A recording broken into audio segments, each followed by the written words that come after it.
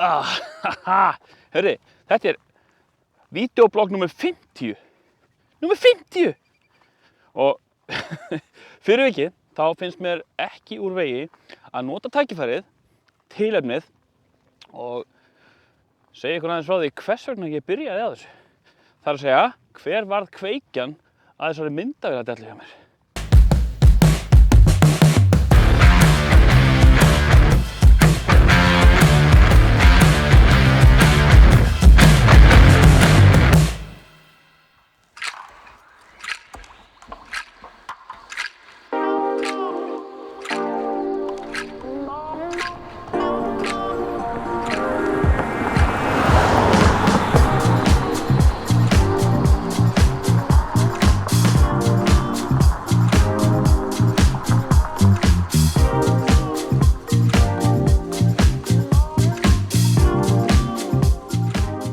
Já, hvaðan kom þessi myndavéladellu allt í einu?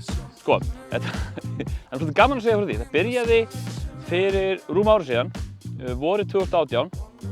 Byrjaði á því að ég keypti mér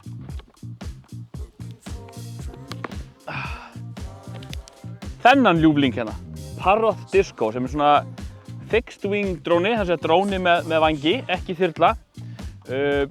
Keypti hann af því mér langaði bara til þess að prófa að fljúga honum. Hann er ekkert merkilega myndavél og ég keypti hann ekkert myndavélar hennar vegna. Fór bara að leika með að fljúga honum og skoða um. Það sem auðvitað gerðist var að ég áttaði mig á því að þegar maður tekur svona myndir úr lofti að þá eðlilega fær maður annað sjónarhorn á umhverfið sitt, jafnvel umhverfið sem maður er mjög vanur að sjá af jörðinni niðri. Og mér fannst þetta orðið mjög spennandi. Svo spennandi að mér langaði að geta gert þetta og fengi betri myndir. Fyrir vikið keypti ég mér DJI þyrludrónan minn, Mavic Air, til að ná betri myndum og til að geta svona tekið stöðugri og fallegri myndir á lofti.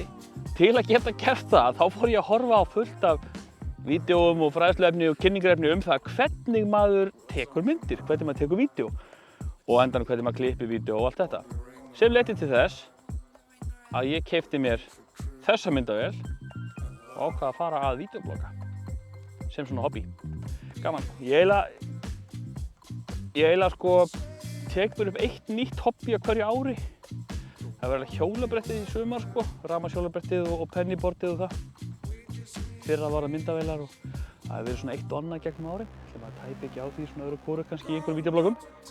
En núna ætla ég allavega að taka Parrotinn upp, setja hann saman. Ég hef ekki snert á honum síðan síðasta haust einhvern tímann. Það var ekki skemmtilegt veður síðasta sumar þegar maður flög reyndar ekkert mjög mikið. Ég hélt því ég var að hlaða rafhlöðurnar, rafhlaðan var ónýt en hún virðist hafa sloppið.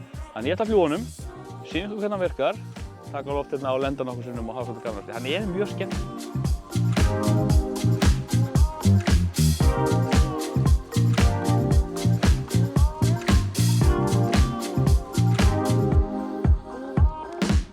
Til að fara á loft, þá ýti ég bara hérna á flugtakssnappinn á fjarstýringunni, svo hendi ég bara loft þegar mótorinn er komin í gang. Á móti vindi.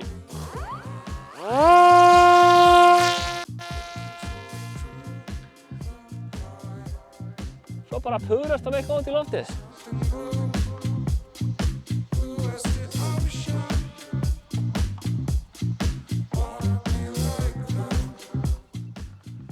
Svo tek ég bara völdin og ég sé að það kría nú þegar fann að stressa sig á honum. Sjáum hvort ég nái hérna svona low pass hérna framhjá.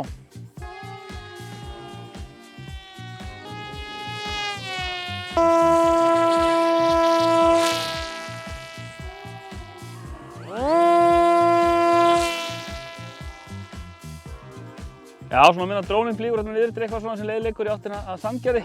Þá hérna, þetta er nú bara allt og sund sem langaði til þess að tala um. Það var svolítið merkileg svona, fannst mér, atburðarás leiddi til þess að ég fékk áhuga á myndavélum. Jájá, saknaði svolítið að fljúga þessum gæja. Gaman að hafa svona munað eftir að taka hann upp aftur og fara af stað, þannig hann er svo skemmtilegur. Svo má líka fljúga þessum eftir bara GPS. Það er hægt að senda hann þessum í burtu frá einhverja hringi, þannig að hann fer bara eftir einhverju fyrirfram ákveðinni leið. Ég veit ekki alveg hvernig það samræmist drónalöggjöfin á Íslandi sem gerir ráð fyrir því að þú sleppur honum aldrei úr sem sagt, sjónlínu. En það væri vissulega gaman að geta að prófa það svona. Það er einhver með hundi hérna sko. Svolítið áhugavert, hann er bara að keyra allt hérna Alltaf fólk með hunda hérna. Þetta svæði sem við kallum Rockville hérna upp á miðjunni. Alltaf einhverjum með hunda hérna sko, sem bara gott að blessa. Þessi bara svona keyrir sko, nennir ekki að fara út að labba með hundinn. Keyrir bara út úr hundinn, elta bílinn. Ég held ég hef aldrei séð neitt eins latt.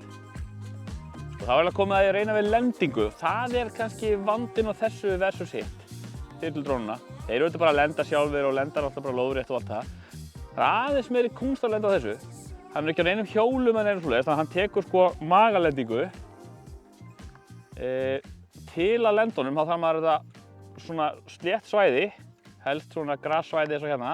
Sé ég það fugla alltaf stíðanum hann í fjarska, best að gefa í. Og maður þarf auðvitað að lenda upp í vindinn og svona kúnstir þið veitir, til að ná að hægja almennilega á sér. Þannig að við skulum núna hérna gera tilraun. Ég er svona að beina mér hérna inn á lendingarásinn.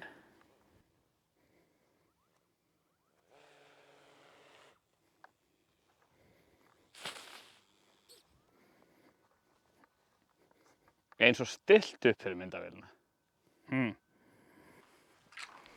Parodisco, ég myndi mæla með allir fengir svona, nema ég held að það sé hægt að selja þetta. Geymdi sólgleraugun mín undir þrífætinum. Svo farið ég í þrífótinn og dekka sólgleraugun.